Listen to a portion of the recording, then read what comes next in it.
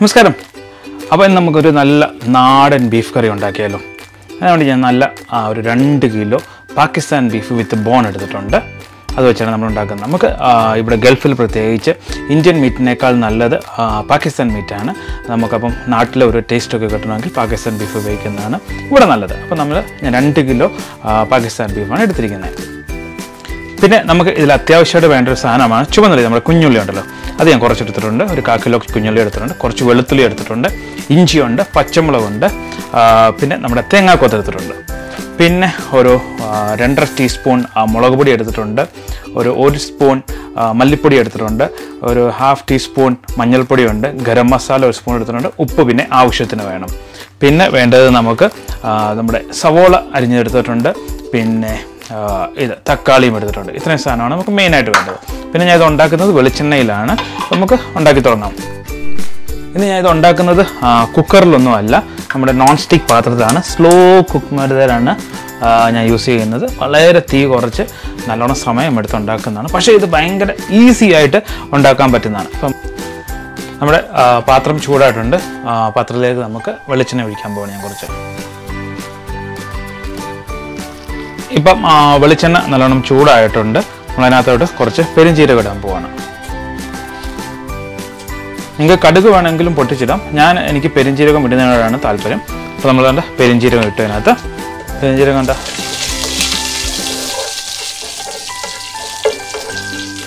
മൂത്ത് വന്നിട്ടുണ്ട്. ഇനി നമ്മളിതിലേക്ക് നമ്മൾ എടുത്തു വെച്ചിരിക്കുന്ന മസാലയെല്ലാം ഇതിനകത്തോട്ടിട്ട് ഒന്ന് മൂപ്പിക്കാൻ പോവാണ്. പ്രത്യേകം ഓർക്കുക, തീ വളരെ കുറച്ച് വേണം ഇടാൻ വേണ്ടി, അല്ലെങ്കിൽ ഈ മസാലകളെല്ലാം കരിഞ്ഞു പോകും. ഈ മസാല നല്ലോണം മൂക്കണം, പക്ഷെ കരിഞ്ഞു പോകരുത്. ആ മൂപ്പിനകത്താണ് ഇതിൻ്റെ ടേസ്റ്റ് ഇരിക്കുന്നത്. നമ്മുടെ മസാലയ്ക്കകത്താണ് നമ്മൾ ഈ വറക്കുന്ന ആ മസാലയുടെ അനുസരിച്ചിരിക്കും നമ്മുടെ ബീഫിൻ്റെ ടേസ്റ്റ്. ഇത് ഏകദേശം 1 മിനിറ്റോളം നമുക്ക് ഇങ്ങനെ ഒന്ന് മൂപ്പിച്ചെടുക്കണം ചെറിയ തീയിൽ. ഇപ്പോൾ ഇത് ഏകദേശം മൂത്ത് അതിൻ്റെ കളറും ഒക്കെ ഒന്ന് മാറി, അതിൻ്റെ മണവും ഒക്കെ ഒന്ന് മാറി വന്നിട്ടുണ്ട്. അപ്പം നല്ലൊരു മണം ഇപ്പം നമുക്കിതിൻ്റെ കിട്ടാനുണ്ട്. ഇനി നമ്മളിതിനകത്തോട്ട് എടുത്തു വെച്ചിരിക്കുന്ന ആ കുഞ്ഞുള്ളി വന്നിട്ട് കൊടുക്കാം.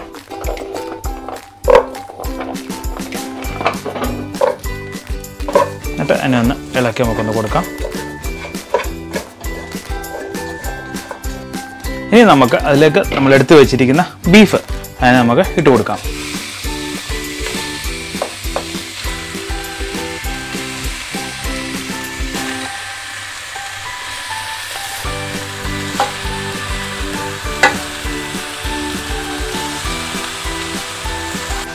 ഇനി നമുക്ക് അതിനെ ഒന്ന് ശരിക്കൊന്ന് മിക്സ് ചെയ്ത് കൊടുക്കണം. ഇതിനെ ഞാൻ നല്ലോണം മിക്സ് ചെയ്തിട്ടുണ്ട്. ഇപ്പോൾ ഇച്ചിരി തീയും കൂടെ ഞാൻ കൂട്ടിക്കൊടുത്തു. കുറച്ച് നേരം ഇച്ചിരി മീഡിയം ഫ്ലെയിമിൽ നമുക്കിതിനെ ഒന്ന് റെഡിയാക്കാം. ഇനി നമുക്ക് എടുത്തു വെച്ചിരിക്കുന്ന നമ്മുടെ വെളുത്തുള്ളി അങ്ങോട്ട് ഇട്ട് കൊടുക്കാം. വെളുത്തുള്ളി ഞാൻ കട്ട് ചെയ്തിട്ടൊന്നുമില്ല. നിങ്ങൾക്ക് കട്ട് ചെയ്ത് ഇടണമെന്നുണ്ടെങ്കിൽ കട്ട് ചെയ്തിടാം. കാരണം ഇത് ശരിക്കും ഇതിപ്പോൾ വെന്ത് കഴിയുമ്പോഴത്തേക്ക് നല്ലോണം വെളുത്തുള്ളിനകത്ത് അലിഞ്ഞ് ഇതാകും. പിന്നെ നമുക്ക് വെളുത്തുള്ളി മൊത്തമായിട്ട് ഇടുന്നതിനും കുഴപ്പമില്ല. വെളുത്തുള്ളി ഇഞ്ചി ഞാൻ അങ്ങോട്ട് ഇടുവാണ്. എന്നിട്ട് ഒന്നുകൂടെ നമുക്കതൊന്ന് ഇളക്കി കൊടുക്കാം.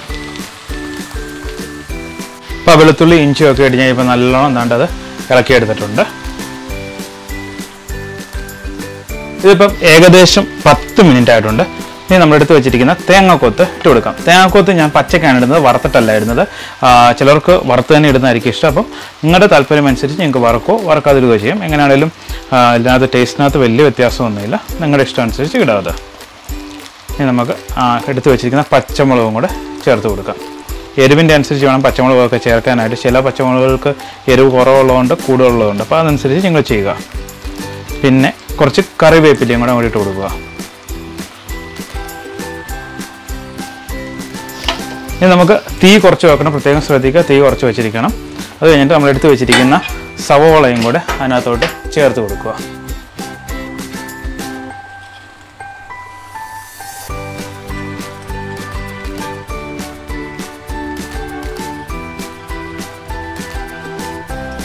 ഇനി എടുത്തു വെച്ചിരിക്കുന്ന തക്കാളിയും കൂടെ അതിനോട് ചേർത്ത് കൊടുക്കുക. ഈ തക്കാളിയും നിർബന്ധമല്ല. ചിലവർക്ക് തക്കാളി ബീഫിനകത്തിരുന്ന് ഇഷ്ടമല്ല. അങ്ങനെ ഉണ്ടെങ്കിൽ നിങ്ങൾക്ക് തക്കാളി ഇല്ലാതെയും ഇതുണ്ടാക്കാം, പ്രശ്നമില്ല. ഞാൻ തക്കാളി ഇല്ലാതെ ഉണ്ടാക്കാറുണ്ട്, ചില സമയത്ത് തക്കാളി ഇട്ടും ഉണ്ടാക്കാറുണ്ട്. ഇപ്പോൾ 2 തക്കാളിയാണ് എടുത്തിരിക്കുന്നതിന്. നമുക്കിനി ഇത് തീ കുറച്ച് തന്നെ ഒരു 15 മിനിറ്റ് നേരത്തേക്ക് ഇങ്ങനെ തന്നെ വെക്കാം. അതിന് ശേഷം നമുക്കിതൊന്ന് ഇളക്കി കൊടുക്കാം. ഇങ്ങനെ അടച്ച് വെക്കാവുന്നതാണിത്. ഇതിപ്പോൾ ഏകദേശം 10-15 മിനിറ്റ് നമുക്കിനി ഇതൊന്ന് തുറന്ന് ഇളക്കി കൊടുത്ത് നോക്കാം. ഇത് നല്ലോണം മിക്സ് ചെയ്തിട്ടുണ്ട്. ഇതിനകത്ത് നമ്മൾ സവോളയും തക്കാളി ഇതൊന്നും വഴറ്റാതാണ് ഇട്ടേക്കുന്നത്. അതുകൊണ്ട് നമുക്ക് പെട്ടെന്ന് തന്നെ ഉണ്ടാക്കാൻ പറ്റുന്നതാണ്. ഇത് നമുക്ക് കുക്കറിൽ വേണമെങ്കിലും ഉണ്ടാക്കാം. കുക്കറിൽ ഉണ്ടാക്കുകയാണെങ്കിൽ 25-30 മിനിറ്റ് കൊണ്ട് നമുക്ക് ബീഫ് റെഡിയാകും. പക്ഷേ അതിന് നമ്മൾ സ്ലോ കുക്ക് ചെയ്യുന്നതിൻ്റെ ആ ഒരു ടേസ്റ്റ് അന്നേരം കിട്ടത്തില്ല.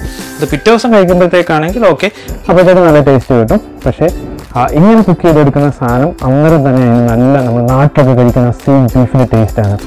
നല്ല ഒരു നാടൻ, നമ്മൾ പണ്ടൊക്കെ ചെറിയ ഹോട്ടലൊക്കെ പോയിട്ട് പൊറോട്ട ബീഫ് കഴിക്കത്തില്ലേ, ആ ഒരു ബീഫിൻ്റെ ടേസ്റ്റാണ് നമുക്ക് ഇതിന് കിട്ടുന്നത്.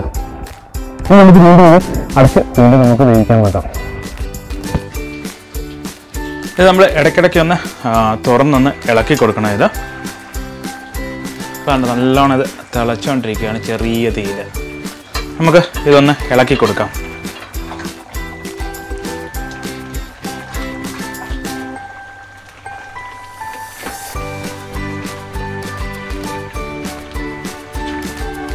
ഇപ്പം ഞാൻ വെച്ചിട്ട് ഏകദേശം 3/4 മണിക്കൂറോളം ആയിട്ടുണ്ട്.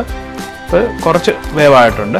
കുറച്ച് നേരോടെ നമുക്കിത് നല്ലോണം വേവിച്ച് നമുക്ക് വെള്ളമൊക്കെ പറ്റിച്ചെടുക്കണം. വീണ്ടും നമുക്കിത് അടച്ചു വെച്ച് നമുക്ക് വേവിക്കാം. ഇപ്പോൾ ഇത് ഏകദേശം ഒരു 1 മണിക്കൂർ കഴിഞ്ഞിരിക്കുകയാണ്. നമുക്കൊന്ന് തുറക്കാം. അല്ലാണ്ട് അത് വെന്തതിൻ്റെ വെള്ളമൊക്കെ പറ്റിക്കൊണ്ടിരിക്കുന്നത്. അപ്പോൾ നമുക്ക് ഇനി ഇതിനകത്ത് ഒരു ഇമ്പോർട്ടൻ്റ് കാര്യം ചേർക്കണം. അതെന്ന് പറഞ്ഞാൽ നമ്മുടെ കുരുമുളക് പൊടിയാണ്. നിങ്ങളുടെ എരിവിൻ്റെ അനുസരിച്ച് നിങ്ങൾ കുരുമുളക് പൊടി ചേർക്കുക. എരിവ് അധികം ആവശ്യമില്ലാത്തവർ അധികം ചേർക്കേണ്ട. പക്ഷേ ഈ കുരുമുളക് പൊടി ചേർത്ത് കഴിയുമ്പോഴത്തേക്ക് ഇതിൻ്റെ ടേസ്റ്റിനകത്ത് ഭയങ്കര വ്യത്യാസമായിരിക്കും വരുന്നത്. നമുക്ക് ഈ കുരുമുളക് പൊടി ചേർത്ത് ഇനി ഇതൊന്ന് ഇളക്കി കൊടുക്കാം. ആ കുരുമുളകൊക്കെ ചേർത്ത് ഉണ്ടാക്കിയപ്പോഴത്തേക്ക് ബീഫ് എന്ന് പറഞ്ഞാൽ ഉണ്ടല്ലോ, നമ്മുടെ ചോറിൻ്റെ കൂടെയോ അല്ലെങ്കിൽ പൊറോട്ട, ചപ്പാത്തി, അപ്പത്തിൻ്റെ കൂടെ ഒക്കെ കഴിക്കാൻ വേണ്ടി ഇത് അടിപൊളി ബീഫാണിത്. പിന്നെ ഇതിനകത്ത് ഉപ്പ് നിങ്ങൾ നോക്കുക. ഉപ്പ് നിങ്ങളുടെ ആവശ്യത്തിനനുസരിച്ച് ഇടയ്ക്ക് വേണമെങ്കിൽ വീണ്ടും ചേർക്കാവുന്നതാണ്. എരിവും നിങ്ങളുടെ ആവശ്യത്തിനനുസരിച്ച് നിങ്ങൾക്ക് ചേർക്കാവുന്നതാണ്. ഇതിനകത്ത് നമ്മൾ പിന്നെ അധികം ഓയിൽ യൂസ് ചെയ്തിട്ടില്ല. നമ്മൾ ആദ്യം കടുക് പൊട്ടിക്കാനുള്ള, ജീരകം പൊട്ടിക്കാനുള്ള ഓയിൽ മാത്രമാണ് ഇതിനകത്ത് യൂസ് ചെയ്തിരിക്കുന്നത്. നമുക്ക് ഈ ബീഫ് റെഡിയായോ എന്നൊന്ന് തുറന്ന് നോക്കാം. ഇതിൻ്റെ എണ്ണയൊക്കെ തെളിഞ്ഞ് വന്നിട്ടുണ്ട്. ഇപ്പം നമുക്കൊന്ന് ഇളക്കി നോക്കാവുന്നതാണ്. നല്ലോണം പറ്റി നല്ല ഇതിലായി എത്തിയിട്ടുണ്ട്. ആഹാ, നല്ല സൂപ്പർ ബീഫ്. നമുക്കൊന്ന് ടേസ്റ്റ് ചെയ്ത് നോക്കണം എങ്ങനെ ഉണ്ടെന്ന്. നമുക്ക് ഇത് വാങ്ങുന്നതിന് മുമ്പ് നമുക്കൊരു കാര്യം കൂടെ ചെയ്യണം. ഇതിനകത്ത് നമ്മളിതിപ്പം വാങ്ങാനായിട്ടൊക്കെ പോവുകയാണ്. അതിന് മുമ്പ് നമുക്ക് കുറച്ച് ഗരം മസാലയോടെ അതിനകത്ത് അവസാനം ഇടാം. അപ്പോൾ അതിൻ്റെ വാസനയൊക്കെ ഈ ഗരം മസാലയൊക്കെ ഇട്ട് നമുക്ക് ഒന്ന് ഇളക്കി നമുക്കെടുക്കാം.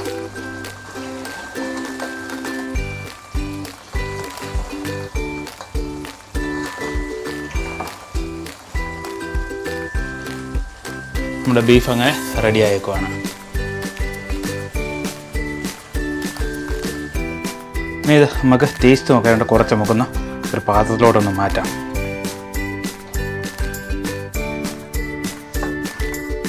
ഇത് എടുക്കുമ്പം തന്നെ കൊതി വരികയാണ്.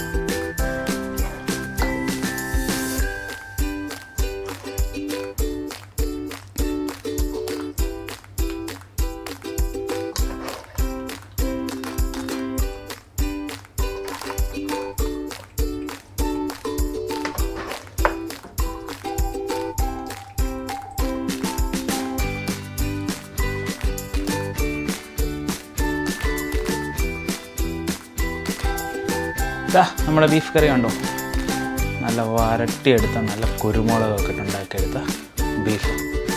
അപ്പോൾ നമ്മുടെ ബീഫ് റെഡി ആയിട്ടുണ്ട്. നമുക്ക് എങ്ങനെ ഉണ്ടോ എന്നൊന്ന് കഴിച്ച് നോക്കാം അല്ലേ. അത് ചെറിയ പീസ് നോക്കട്ടെ.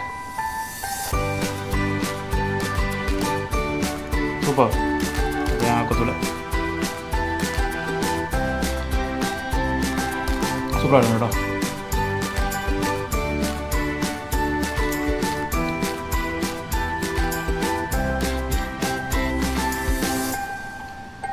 അപ്പോൾ നിങ്ങളെല്ലാവരും ഇങ്ങനെ ഒന്ന് വെച്ച് നോക്കിയിട്ട് ഒന്ന് ഫീഡ്ബാക്ക് പറയണേ.